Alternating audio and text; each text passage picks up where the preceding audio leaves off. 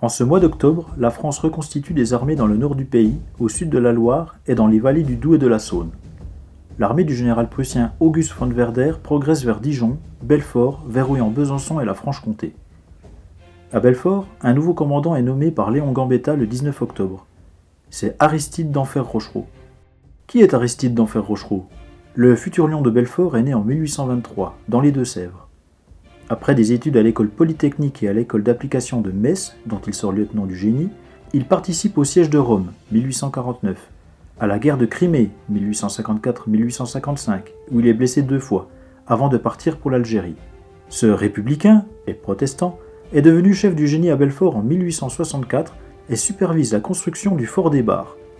Il connaît donc bien la place et ses faiblesses. Il a déjà demandé en vain la construction d'un fort sur le plateau de Bellevue et la fortification des Hautes et des Basses Perches. Grâce à l'appui du général d'Outre-Laine, il peut lancer la construction des redoutes des Perches et des lignes des faubourgs.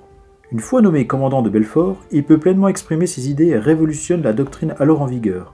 L'armée française a pour habitude de se calfeutrer dans une place et de ne plus en bouger. Denfert, lui, décide qu'on occuperait Bellevue ainsi que les villages de Pérouse, de Danjoutin, de Cravanche, le hameau de la Forge, le Mont, le bois de la Miotte, avec des grands gardes en avant de ses positions aussi loin que possible. Explique Édouard Thiers et Sostène de la Laurencie dans la défense de Belfort.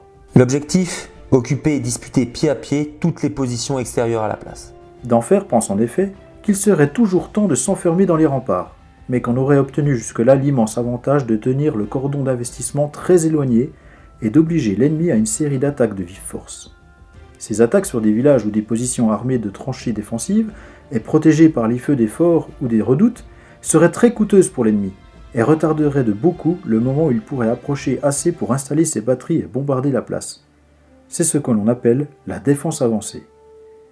Avec ce dispositif, la citadelle prend une importance nouvelle, offrant un point central et dominant, admirablement situé pour seconder de sa puissante artillerie tous les ouvrages et toutes les positions, devenant ainsi comme la cheville ouvrière de toute la défense.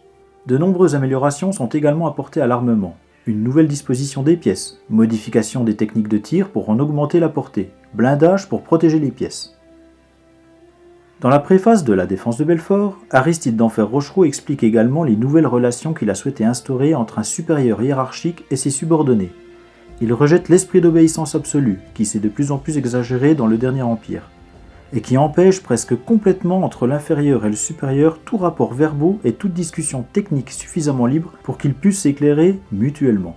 Il lui préfère des mœurs républicaines et permet à ses hommes d'apporter leurs idées, discutant avec eux de leurs suggestions pour améliorer la défense de la place.